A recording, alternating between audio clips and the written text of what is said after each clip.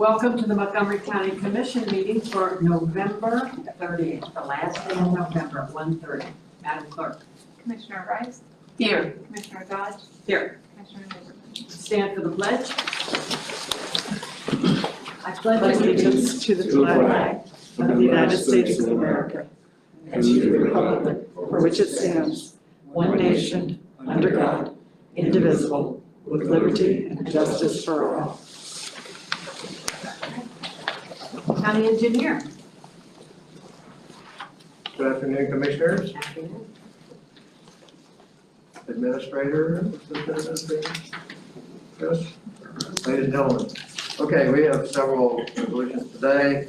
The first three are to authorize certain roads are satisfactory for placement on various township road systems for maintenance, care, and control, and to authorize the engineer to report said mileage to the state of Ohio.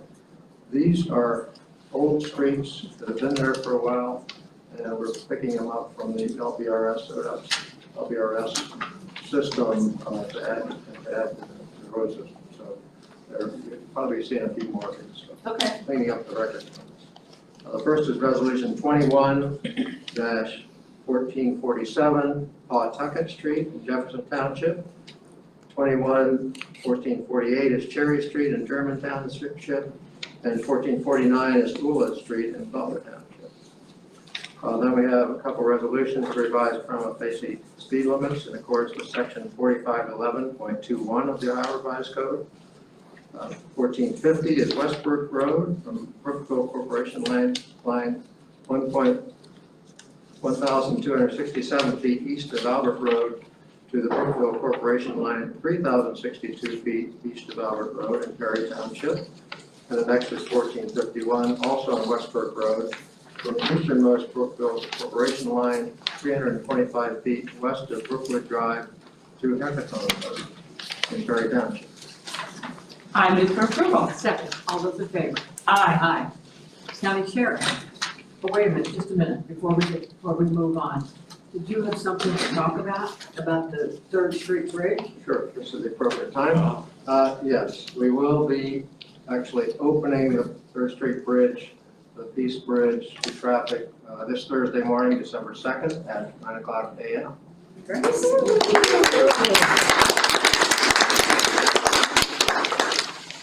That's looking good. I drive by it as I come to work, and every day it's just looking better and better. The lights are all Yeah. done and hooked into the system to change the color. Dayton takes care of that. So they're all set to do that, and we took a look at it this morning. That was great. I'm anxious to take a stroll and actually look at Yeah. the reliefs and the Yeah. history and all that. I haven't actually seen it yet. So, And the historic placards up on top of the bridge are very good. Yeah. it's exciting. We've been talking about this for, seems like forever. Yep. Excellent. Okay, now I guess we can move to County Sheriff. Thank you, Commissioner. On behalf of the County Sheriff, Rob Schreck, we have Resolution 1452 authorizing payments by warrant for the Sheriff's Office. 1453 authorizing agreement with the City of Beaver Heights for fair share server replacement costs for the Regional Dispatch Center in amount not to exceed $11,500. It's an annual increase of 3% through December 31st, 2026. I move for approval. Second, all those in favor? Aye. County Administrator. Thank you, Commissioner. Under County Administrator Clerk's Office, approve the minutes of the meetings November 16th, 2021. We have a resolution 1454, approval of bills, list available in the clerk's office, and 1455, approval of travel and expenses, list available in the clerk's office. I move for approval. Second, all those in favor? Aye. Administrative Services. Oh, hi. Good afternoon, Commissioners. We have a few resolutions for your consideration today. Beginning with 1456, this is the approval of personnel actions. This list is available in the clerk's office. 1457 authorizes a payment by warrant to Rod Brown and England Martin LLC. 1458 authorizes a payment by warrant to Rondell Hampton and Wright and Schulte LLC. 1459 authorizes an agreement with the Professional Field of Ohio, also known as PGO, for the return of BCC information technology positions to non-bargaining status until negotiated otherwise in a collective bargaining agreement. The following Two and last two resolutions authorize purchases.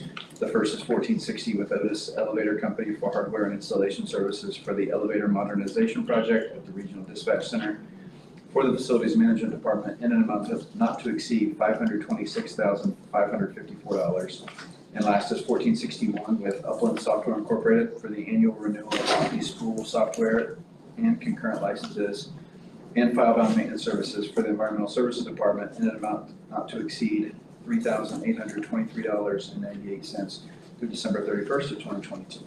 I move for approval. Second. All those in favor? Aye. Environmental Services, Matt. Good afternoon, Commissioners. We got several resolutions and one late agenda item. First is 1462, authorize rebates of $400 to certain water customers for outside relocation of water meters through December 31st, 2022. 1463, accept the performance bond for the Resonetics development in the amount of $21,430. 1464, accept an easement deed for a sanitary sewer line through property belonging to the Dayton Country Club Company in connection with the development of Brooklands Road Sanitary Sewer Extension Project and record the same. 1465, amend the agreement with AMG Incorporated Consulting Services for construction of the 2021 Compliance Arc Flash Assessment Project by extending the term through December 31st, 2022. The following two are to authorize agreements, 1466 with Wolper Inc. for the development of CityWorks AMS Enterprise Configuration Standards in an amount not to exceed $44,680 through March 31st, 2022.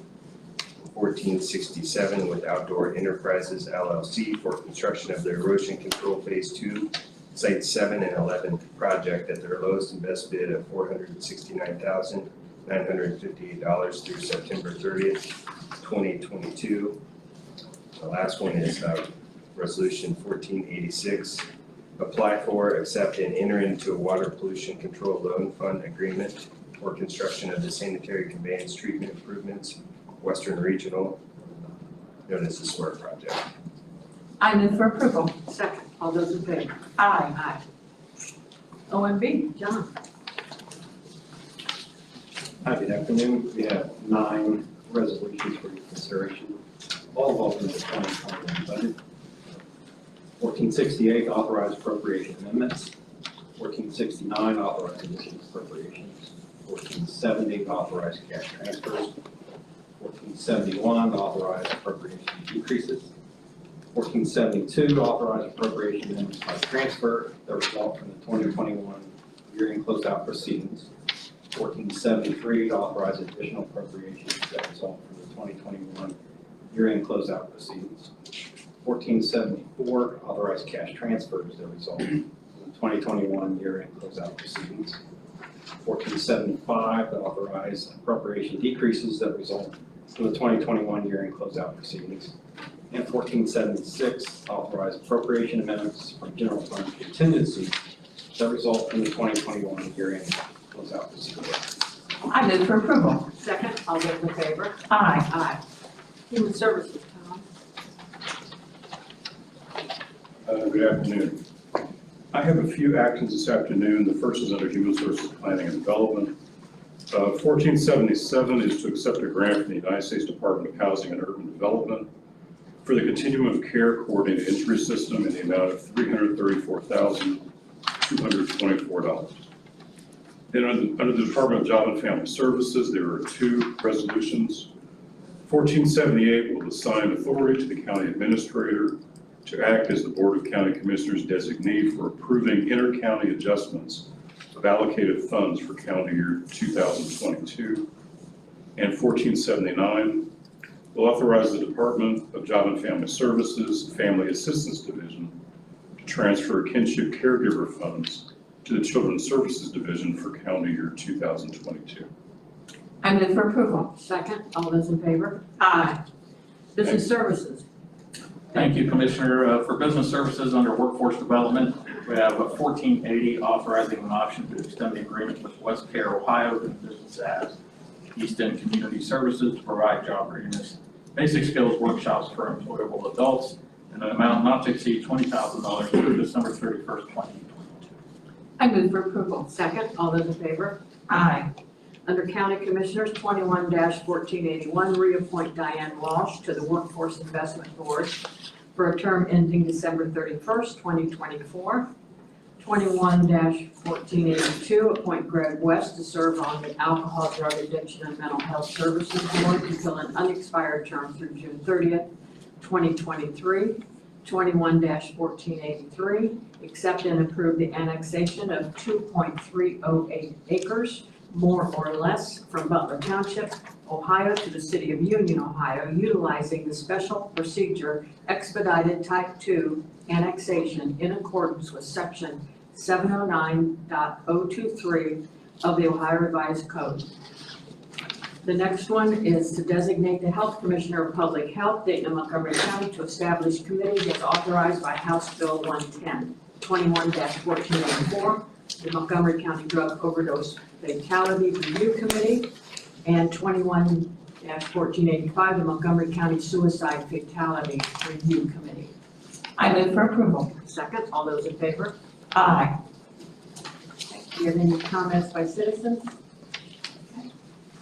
Comments by the county administrator, which today is you're the acting county administrator or the assistant county administrator? Take your choice. Go with whatever word said. Okay. Well, thank you, Commissioner. You know, Thanksgiving just came and went. I hope everybody had a great Thanksgiving. I know I did. I had about 20 family and friends over. It was probably the best Thanksgiving that I've ever had ever. And I'm thankful for my family and friends, and I hope that everybody here is too. We had a great, successful year here at the county. Recently opened up the Employment Opportunity Center at Westtown. We broke ground on a new court in Trotwood, Western Division Regional. We have as Paul said, the new bridge getting ready to open here in a couple days, and none of these things would take place without the leadership of the commissioners here, so thank you. Thank you. Thank you.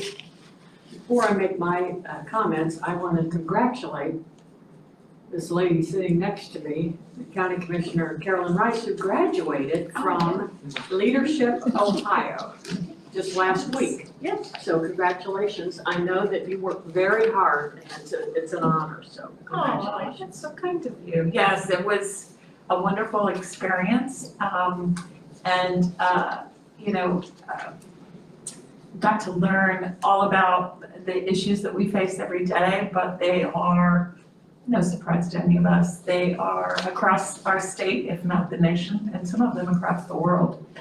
But met many emerging leaders of all different sectors across Ohio.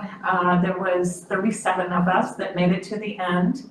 And I know that that'll be a network of people I can turn to who will inspire me to think of things in new and different ways to come up with more creative, innovative solutions when you tend to hit a roadblock. So I value the relationships that will be forever going forward. And I do have to call out that there's some amazing work being done across the state on some of the most challenging. And one of our last sessions was from the Ohio Women's Reformatory. And let me just say that I had tears running down my cheeks most of the afternoon, and a bit sad, for the trajectory of some of those lives, but for the turns that they're taking in a positive direction and some of the good things I see happening. And it only, feeds my desire that the work we do here locally in all sorts of ways can address those issues in better, I think the experience definitely has made me a better person, for sure, I know that. I hope it makes me a better leader, and I hope it'll lead to better solutions, both locally and across the state. It gives me lots of hope. So I would recommend, if anyone gets the opportunity to do it, to definitely do it, but it's a lot of work as well. But anything worthwhile requires work, so thank you for thinking of that. Of course. Too sweet. Congratulations. Thank you. Great. Some of you might remember seeing us kick off a Giving Garden event back in April. I remember it was a little windy and a little cold that day. Well, today we were able to award several participants who stepped up to the challenge. For those who may not know what a giving garden is, it's a local neighborhood garden that is designed to feed people in need in various communities. In addition to providing nutritious food to people who need it, giving gardens promote reducing water usage, restoring biodiversity, and more. Now, this year's winners included, and we were there, Tippecanoe Middle School. They had their whole class there, I think. That was great. Christ United Methodist Church, the Miami Valley School, and a few private residents. So thank you to everyone who participated, and we hope that these gardens become a staple practice to help feed our communities for many, many years to come. Yeah, it was very inspiring, and I have to tell you, with all the work that we've done, our sustainability plan, just all of the things I continue to learn about, and, you know, some of them we're going to implement at the new municipal court that you mentioned. One of my goals for 2022 is to do more native plants in my own yard and to do some of that myself and not just, be a promoter of it or champion of it here, but each of us to do what we can and just take a few square, take one bed this year or something at least and see if we can't all make a difference, because each one of these organizations and these individuals, it all adds up. And so I pledge to all of you that I'm gonna do something in my own yard. Now, what I also wanted to bring up today is that our employees at Stillwater Center are trying to give the residents the best holiday possible. And we've done this for many years, so it's that time again. If you go up in the lobby, you're gonna see a Christmas tree on it. And for any of those that don't know what the Stillwater Center, it's the home to people with severe intellectual and or physical challenges and significant medical needs. So I can tell you the first time I visited there, I must be a person all about tears, because while I wasn't in tears while I was in there, I was certainly in tears when I walked out. And not out of sadness, but out of actually joy and thankfulness that we have places like the Stillwater Center for individuals and family that need that level of services. It was like, thank you that we provide that level of care. So those individuals want to have a happy holiday too. So to ensure that the residents at Stillwater have a great Christmas, the staff has put up a giving tree, which I mentioned is up in our lobby. And it's a Christmas tree with tags just like this. So I got my tag on my way down to the meeting today. And the tags have the first name of a resident. So I will be buying for Nicole, who is an adult female, and gives their age and some of the things they'd like for Christmas. And you don't have to buy everything. It's a list. It's not a requirement. And county residents are also coming into the building. We would love it if you would pull a tag from Stillwater Giving Tree to provide holiday gifts to our Stillwater residents. The tree will be available in our lobby here at the administration building at 451 West 3rd Street. And drop off unwrapped, do not wrap them, unwrapped gifts back here to the building by December 10th. So that's only 10 days from now. And they will make sure that the residents receive it. And I know it makes a difference in the lives of each and every one of them. If you can't make it to the admin building and want to be sent a tag, reach out to Brian Bailey at Bailey, B-I-L-E-Y-B @mcohio.org or call 937-415-3809. So you can help us make a very wonderful Christmas for really some of the most neediest, most vulnerable individuals in our county. And I know that they also have loving families that would appreciate it so much. So that's my comment for this week. Okay. Well, our next Montgomery County Commission meeting is going to be here on Tuesday, December 7th. I can't believe it's already December. I don't know. I know. I move to adjourn. Second, all those in favor? Aye.